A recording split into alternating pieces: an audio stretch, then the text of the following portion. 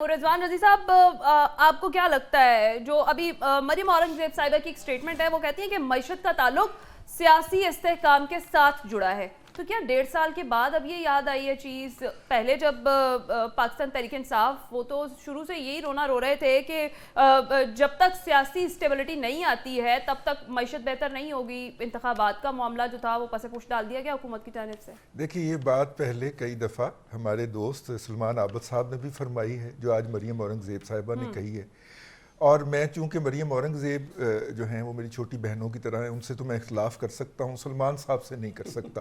تو اب چونکہ مریم نے کہا ہے تو میں اس لیے اس سے اختلاف کرنے کی جسارت کر رہا ہوں۔ دنیا کے اندر میں آپ کو 101 اکانومیز بتا سکتا ہوں، ساؤتھ کوریا سے شروع کر کے بنگلہ دیش تک، جہاں پہ پولیٹیکل انسرٹینٹی بھی چل رہی تھی اور ساتھ میں اکنامک ڈیولپمنٹ بھی ہو رہی تھی، اور جیسے اکنامک ڈیولپمنٹ سسٹینیبل لیول پہ پہنچی ہے، ان کی پالیٹکس بھی سٹیبل ہو گئی ان ممالک کے اندر۔ ایک بات، دوسری بات یہ ہے کہ ایک بڑا مشہور ڈرامہ ہے سہیل احمد کا، مجھے 1 منٹ دیجیے گا، اس فیکا ان امریکہ، تو اس کا باپ بنا ہوتا ہے وہ جو ہے ڈرامے کے اندر، تو وہ کہتا ہے کہ تمہیں 14 مہینے ہو گئے ہیں، میں نے ورکشاپ پہ بھیجا ہوا ہے، تو تم نے اب تک کیا سیکھا ہے؟ تو کہندا ہوں میں سیدھا پہنچ نہیں جاتا ورکشاپ سے گھر۔ تو اسحاق ڈار صاحب سے پوچھا گیا کہ سر یہ آپ نے اب تک کیا کیا ہے؟ انہوں نے کہا میں نے ڈیفالٹ بچا نہیں لیا، ڈیفالٹ نہیں ہونے دیا ملک کو۔ دیکھیے یہ ان کی واحد اچیومنٹ ہے کہ میں نے ملک کو ڈیفالٹ نہیں ہونے دیا۔ میں اس بات سے ایگری نہیں کرتا کہ اس وقت سب سے زیادہ مہنگائی ہے۔ کچن کی جو انفلیشن تھی وہ 42% پہ بھی رہی ہے گزشتہ دور حکومت میں، ظاہر نام نہیں لینا کن کی حکومت تھی، لیکن ان کے دور حکومت کے اندر 42% تک بھی گئی ہے۔ نہیں، آپ قاسم کے ابو کہہ سکتے ہیں۔ اس وقت 38 سے 39% ہے، لیکن بہرحال اس کو ہم آگے لے کے چلتے ہیں۔ دیکھیے آج ڈالر جو ہے اس کی اوپن مارکیٹ میں قدر جو ہے اس میں بعض اطلاعات کے مطابق 27 روپے اور بعض کے مطابق 11 روپے کمی واقع ہوئی ہے۔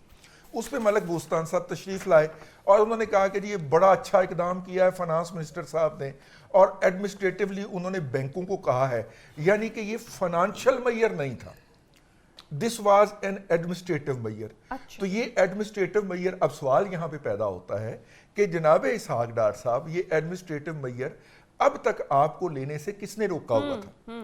ٹھیک ہے نا؟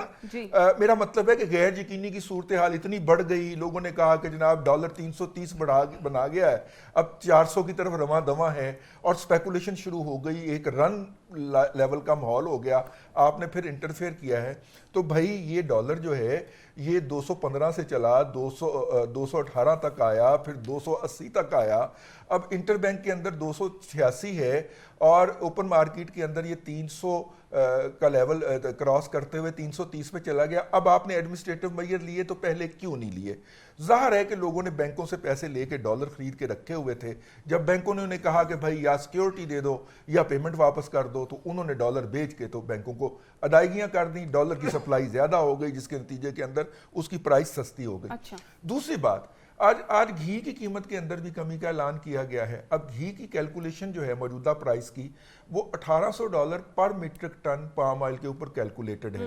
اس وقت پام آئل کی قیمت کم ہو کے $650 سے $750 پر میٹرک ٹن ہو چکی ہوئی ہے، لیکن اس ریشو کے حساب سے کوکنگ آئل کی اور گھی کی قیمتیں کم نہیں ہوئیں۔